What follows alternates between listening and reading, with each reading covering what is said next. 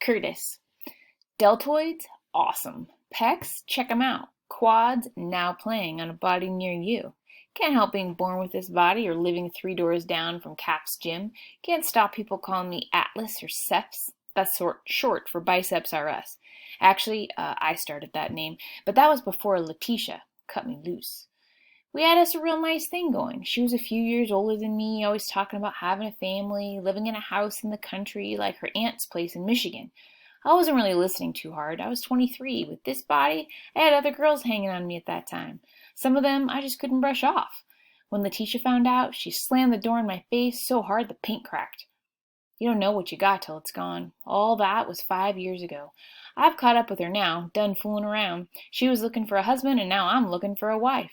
I moved back from Cincinnati in May and ran into her brother the first day. Said she's still single. Same third-floor apartment. But when I came up to her on the street, she turned her back. Wouldn't let me explain. Twice it happened. No chance for words. So I decided to give her some deeds instead. She lived straight across the street from the garden. I staked out a spot right by the sidewalk where she could look down and see it. Then I came home with 6 little tomato plants in plastic containers. She had a serious thing for tomatoes. She'd put a monster slice on a piece of bread and call it a sandwich. She'd even bite into them just like apples. Always talking about eating them out of her aunt's garden when she was a kid and how she wanted to grow them someday. She probably thought I forgot all that. I planted them right there in front of her eyes to show her that I hadn't, that I was waiting for her. I got the biggest beefsteak tomatoes.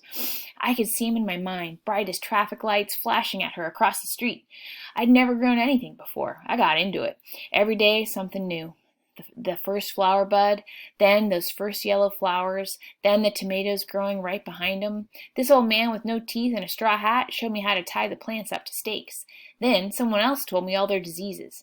That got me worrying. What if all my plants started wilting or caught blight and died?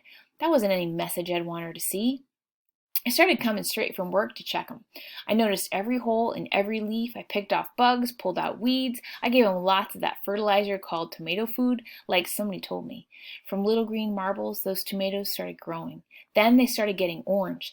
Then they went to red. I kept looking up at Letitia's window, wanting her to see it too. The only faces looking back were the drunks that hang out under her place. That liquor store is all boarded up, but they still suck on their bottles there anyway. They like to call me field slave and sharecropper, ask how Massa's crops is doing. So all of that, guys, is like negative references back to slavery. So they're mocking him because he's working in a little field. So it's really not kind to be like making fun of him and calling him a slave. I could have banged their heads together and shut them up, but I didn't. That was part of the point of the tomatoes. I was showing Letitia that just 'cause I got muscles don't mean I'm some jungle beast.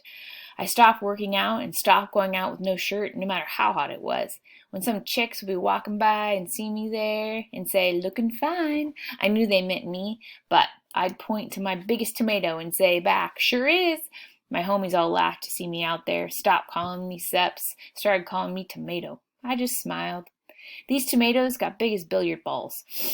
One day I checked him. My biggest one, the one I've been watching closest, was gone. The next day, another one gone. It wasn't insects that took them. I was mad.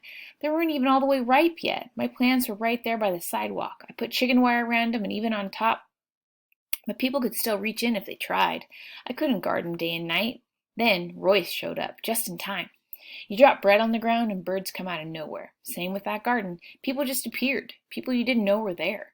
Royce was like that, except he didn't want nobody knowing he was there. One of the gardeners saw that her pile of grass clippings was all spread out, had a sort of human print in it.